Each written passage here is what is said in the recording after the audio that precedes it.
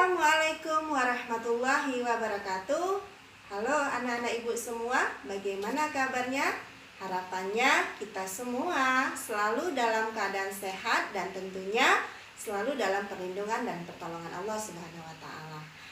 Anak-anak ibu tadi sudah menyaksikan beberapa gambar.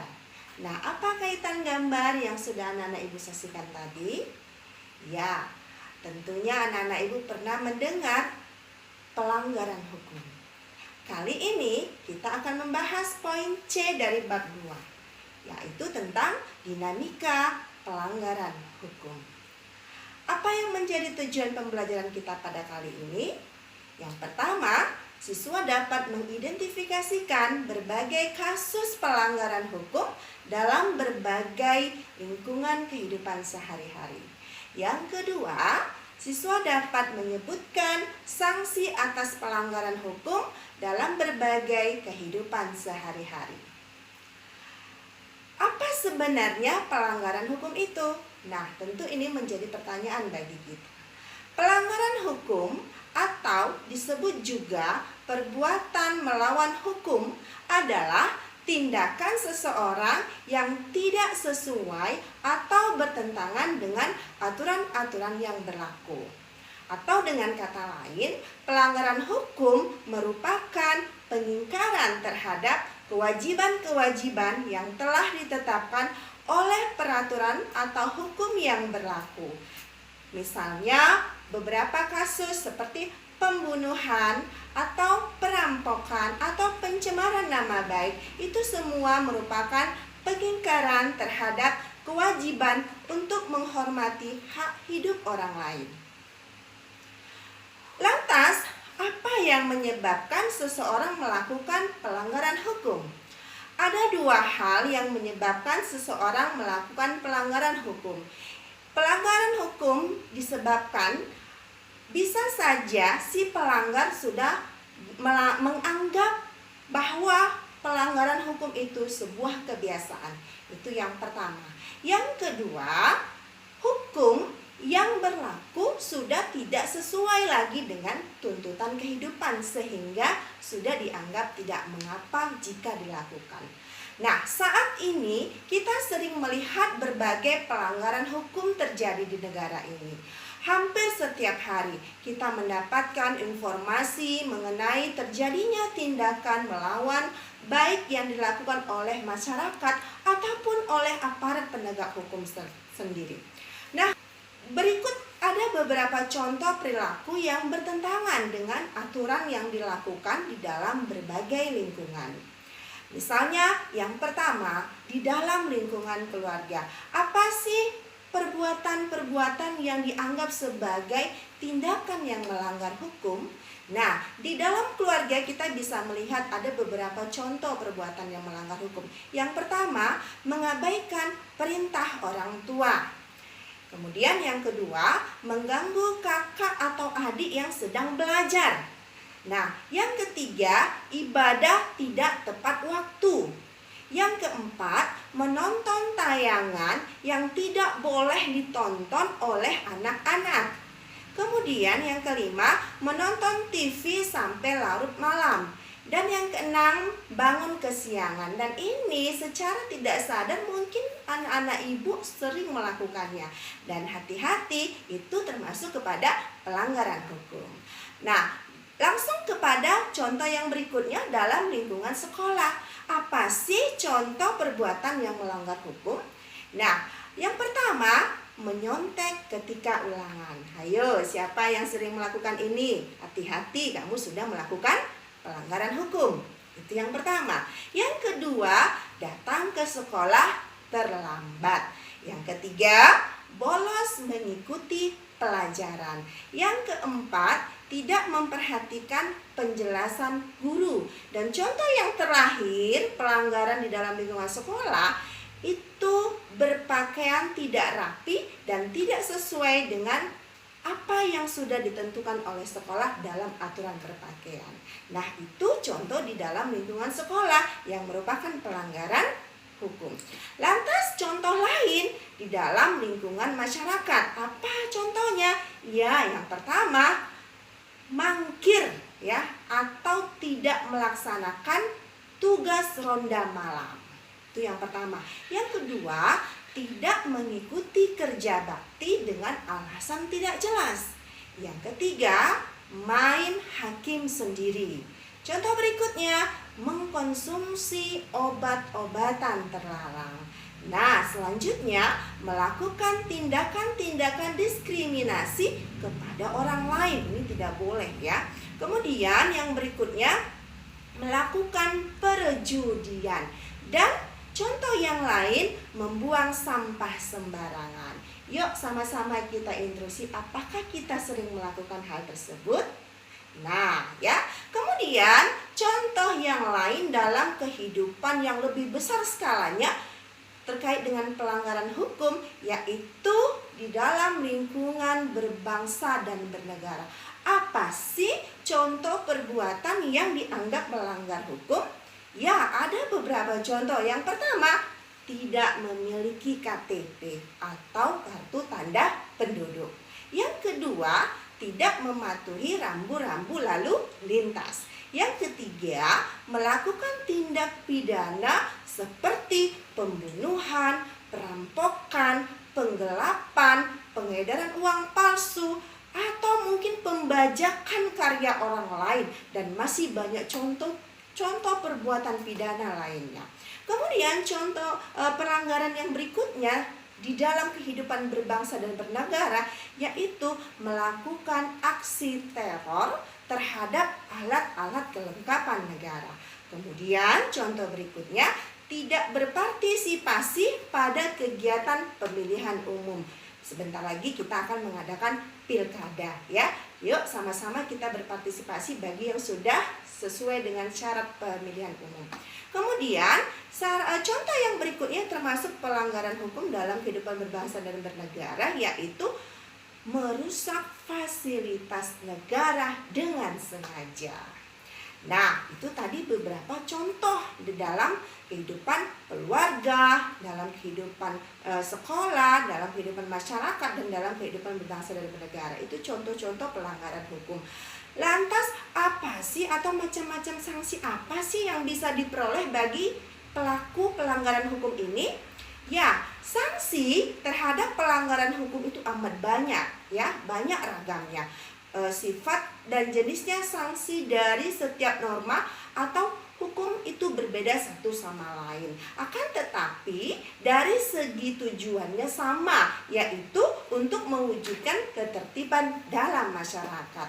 Nah, berikut ini ada beberapa sanksi dari norma-norma yang berlaku di masyarakat.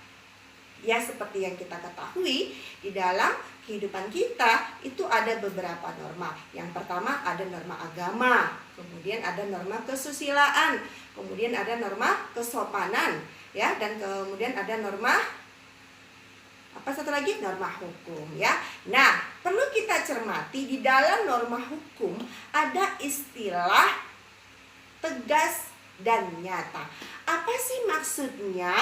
Apabila pelaku pelanggaran hukum ini akan dikenakan sanksi yang tegas dan nyata. Tegas itu berarti adanya aturan yang telah dibuat secara material, telah diatur di dalam peraturan perundang-undangan. Misalnya, hukum pidana mengenai sanksi diatur di dalam pasal 10 KUHP. Misalnya kitab Undang-Undang Hukum Acara Pidana. Dalam pasal tersebut ditegaskan bahwa sanksi pidana itu berbentuk hukuman yang mencakup, yang pertama ada hukuman pokok. Hukuman pokok ini terdiri dari dua. Yang pertama yaitu hukuman mati. Ini hukuman yang akan diterima bagi pelaku pelanggaran hukum. Sedangkan yang kedua yang termasuk ke dalam hukuman pokok itu ada hukuman penjara. Nah, hukuman penjara ini terdiri dari yang pertama hukuman seumur hidup.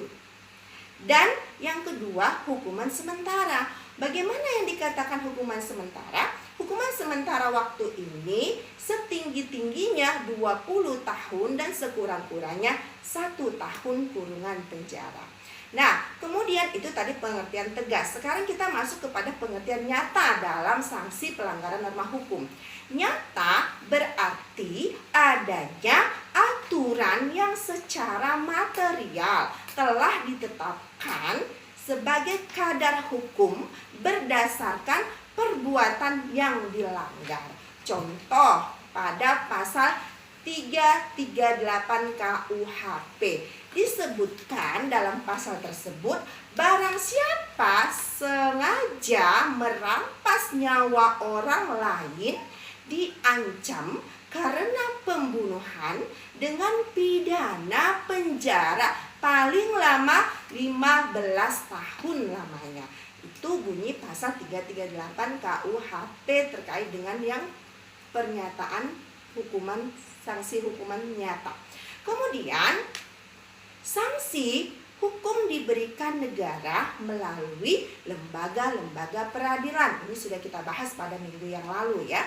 Nah, sanksi sosial diberikan oleh masyarakat bagi yang melanggar norma sosial. Kemudian contoh daripada bentuk sanksi yang akan ditunjukkan oleh masyarakat terhadap pelanggaran norma sosial yaitu seperti cemoohan misalnya, atau mungkin dikucilkan dari pergaulan dalam masyarakat, atau mungkin yang lebih fatal lagi, apabila kita melakukan pelanggaran norma sosial, kita akan diusir dari tempat tinggal kita.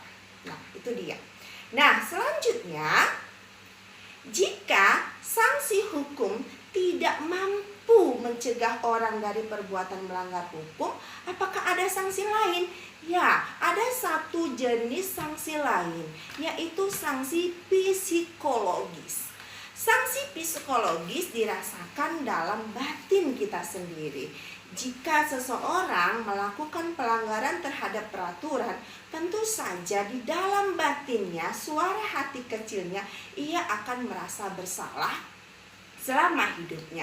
Ia akan dibayang-bayangi oleh kesalahan itu. Hal ini akan sangat membebani jiwa dan pikiran seseorang, sehingga sanksi inilah yang merupakan gerbang terakhir yang dapat mencegah seseorang melakukan pelanggaran terhadap aturan yang ada. Nah, lantas bagaimana sebenarnya partisipasi dalam perlindungan dan penegakan hukum? Nah, ketaatan atau kepatuhan terhadap hukum yang berlaku merupakan konsep nyata dalam diri seseorang yang diwujudkan dalam perilaku yang sesuai dengan sistem hukum yang berlaku. Seseorang yang memiliki kecerdasan hukum yang tinggi akan memperlihatkan atau akan menunjukkan kepatuhan terhadap hukum dalam cerminan sikap sehari-hari. Lantas menjadi pertanyaan, bagaimanakah ciri orang yang memiliki sikap patuh terhadap hukum? Ya, ada beberapa ciri. Yang pertama, memahami dan menggunakan peraturan perundangan yang berlaku. Yang kedua, mempertahankan tata tertib yang ada. Dan yang ketiga, menegakkan kepastian hukum. Adapun ciri-ciri seseorang yang berperilaku sesuai dengan hukum yang berlaku, ini bisa kita lihat di antaranya. Yang pertama, disenangi oleh masyarakat pada umumnya. Ini ciri orang yang melakukan ataupun orang yang patuh terhadap hukum. Yang kedua, tidak menimbulkan kerugian bagi diri sendiri dan orang lain. Yang ketiga, tidak menyinggung perasaan orang lain. Yang keempat, menciptakan keselarasan. Dan yang kelima, mencerminkan sikap sadar hukum. Kemudian, mencerminkan kepatuhan terhadap hukum. Perilaku yang mencerminkan sikap patuh terhadap hukum harus kita tampilkan dalam kehidupan sehari-hari. Nah, berikut ini ada contoh sikap kepatuhan hukum di dalam berbagai aspek kehidupan yang bisa kita wujudkan dalam sehari-hari. Yang pertama itu kita lihat kembali dari segi ataupun dari lingkungan keluarga. Apa yang bisa kita lakukan atau apa yang bisa kita lihat? Yang pertama, mematuhi perintah orang tua. Kemudian ibadah tepat waktu. Kemudian melaksanakan aturan yang dibuat dan disepakati keluarga. Selanjutnya menghormati anggota keluarga yang lain, seperti kita menghormati ayah, menghormati ibu, menghormati adik, kakak, abang, dan sebagainya. Nah, kemudian contoh lain dalam lingkungan sosial. Apa yang bisa kita tunjukkan? Yang pertama, menghormati kepala sekolah. Ya, ini dalam kehidupan sekolah ya, contoh dalam kehidupan sekolah. Yang pertama, menghormati kepala sekolah, guru, dan karyawan lainnya. Yang kedua, memakai pakaian seragam yang telah ditentukan. Yang ketiga, tidak boleh menyontek ketika ulangan. Kemudian yang keempat, memperhatikan penjelasan guru. Yang kelima, mengikuti pelajaran sesuai jadwal yang berlaku. Contoh lain dalam kehidupan sehari-hari yang bisa kita terapkan di tengah-tengah masyarakat, yaitu melaksanakan setiap norma yang berlaku di masyarakat, bertugas ronda, kemudian ikut serta dalam kegiatan kerja bakti, dan menghormati keberadaan tetangga di sekitar rumah sehingga kita bisa menunjukkan perbuatan-perbuatan yang mencerminkan kita patuh terhadap hukum. Atau contoh lain, tidak melakukan perbuatan yang menyebabkan kekacauan di masyarakat seperti tawuran, judi, mabuk-mabukan. Dan yang terpenting di tengah-tengah masyarakat, kita taat dengan membayar iuran yang ada di tengah-tengah masyarakat. Nah, kemudian contoh lain di tengah kehidupan berbangsa dan bernegara, kita bisa merealisasikannya dalam bentuk pertama, bersikap tertib ketika berlalu lintas di jalan raya. Kemudian yang kedua, memiliki KTP. Yang ketiga, memiliki SIM. Yang keempat, ikut serta dalam kegiatan pemilihan umum. Yang kelima, membayar pajak. Dan yang keenam, contohnya membayar retribusi parkir. Ini contoh kecil yang bisa kita lakukan dalam kehidupan kita sehari-hari.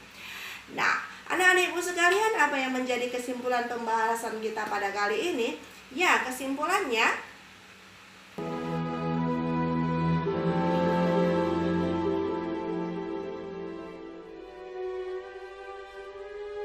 tanah airku tidak kulupakan, kan terkenang selama hidupku. Biarpun saya pergi. Baik anak-anak ibu, ya seperti biasa dalam pertemuan kali ini, pertemuan ke-13, kita akan melakukan evaluasi. Dan seperti biasa, evaluasi bisa anak-anak ibu kerjakan di aplikasi psikologi. Silakan dibuka aplikasinya dan kerjakan.